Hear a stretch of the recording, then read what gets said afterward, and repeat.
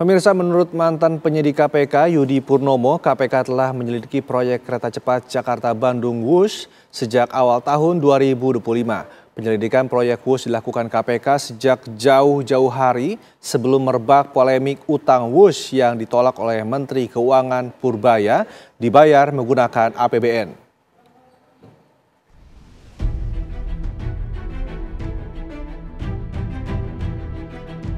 Konsorsium PT Kereta Cepat Indonesia Cina harus membayar utang proyek pembangunan kereta super mahal itu hingga 116 triliun rupiah. Utang Wush terus menjadi polemik setelah sebelumnya Menteri Keuangan Purbaya Yudi Sadewa menyatakan tidak akan memakai APBN untuk membayar utang proyek itu. Restrukturisasi utang akhirnya menjadi pilihan. Namun, cara itu dianggap tidak efisien karena jangka waktu yang lama dari 40 tahun menjadi 60 tahun. Ya, utang piutang namanya bisnis biasalah di situ kan, dan itu di berbagai negara juga terjadi. Nah, kemudian yang ketika saya melihat bahwa persoalan ini publik itu awalnya memang tidak diberi informasi yang utuh.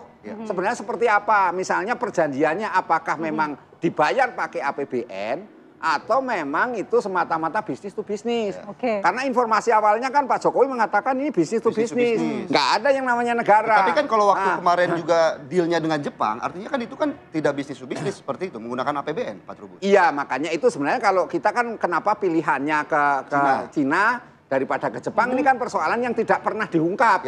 Kita hanya mengatakan bahwa kita lebih murah, tapi setelah dihitung-hitung ternyata itu lebih mahal.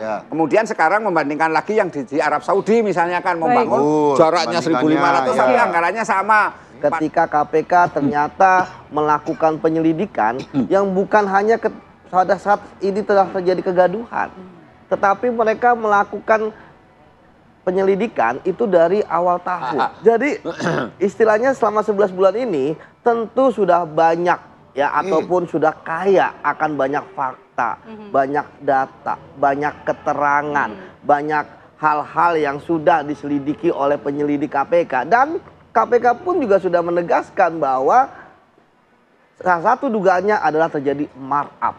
Apa itu markup? Berarti ada yang melakukan upaya untuk meningkatkan pembiayaan lebih dari yang sebenarnya.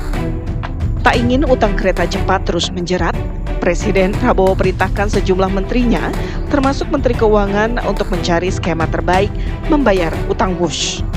Tim TV One mengabarkan.